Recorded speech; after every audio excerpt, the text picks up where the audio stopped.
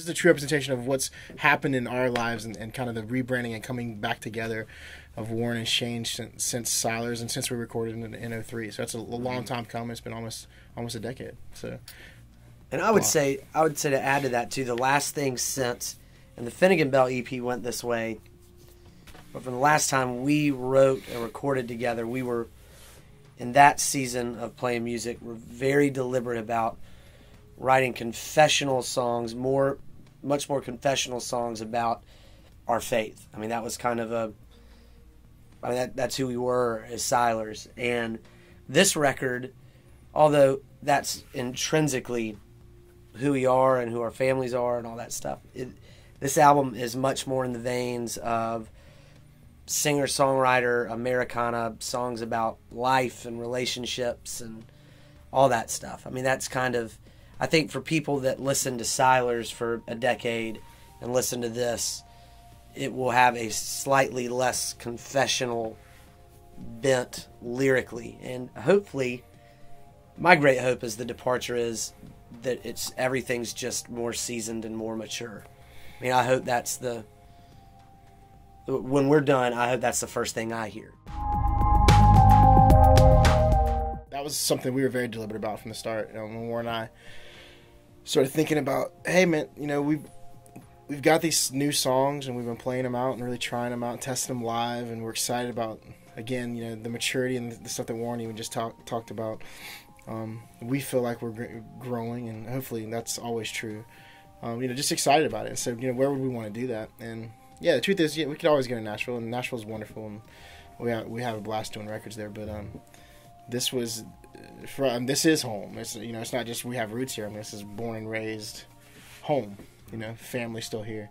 So we, to be at a place where I can bring my kids up and leave them with the grandparents and come here with old friends, in a great facility, in our hometown. It's just exactly what we wanted. We were actually once we got over that hurdle of where we should do this and decided here, we couldn't be more pleased and more excited to be back in Columbia to do this record in this way. I think a big part too for us in that decision is Kenny McWilliams has been a huge advocate of ours over the last, for a decade, but specifically over the last 3 or 4 summers. He's just been a great encourager to us of keep writing, let's do something. And so for us, I think we've always started with whoever is going to be involved in the album has got to be somebody that is decidedly on your side, that has a belief in what you can do and has some vision of what they might be able to pull out of you that you don't even know is there. And I think Kenny's had that for the last 3 or 4 years. And so I think for me, that's one thing that is incredibly reassuring in the decision to do it at Archer Avenue is that, we've known Kenny and Eric, half of our life, but the fact that the stuff they keep doing and that comes out of the studio keeps getting better and better, and the sounds they get are great and they're relevant and they're current, and that's stuff that we think will be incredibly beneficial to the album. Shane, typically the melodies and hearing where the melodies are going to go, that's typically birthed in Shane's head. And then typically my role is to go, all right, lyrically, let's hash that out and let's shape it together. I mean, I think that's probably the easiest way to say that works. Yeah, man.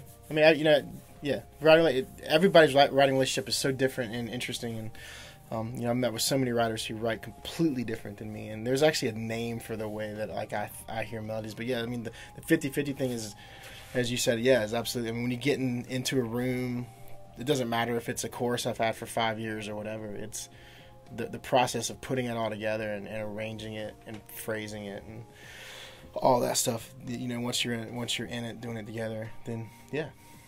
It's certainly it's just all part of the process. But yeah. I literally will come to Warren singing gibberish. So I'm a melodic writer. I write melodies first. I very rarely think lyrics first. And then then it's a matter of what kind of metaphor, what kind of story do you want to tell, and all that stuff. So, which Warren and I have framed together pretty well usually. What I hope people get out of it is just to stop and to pause and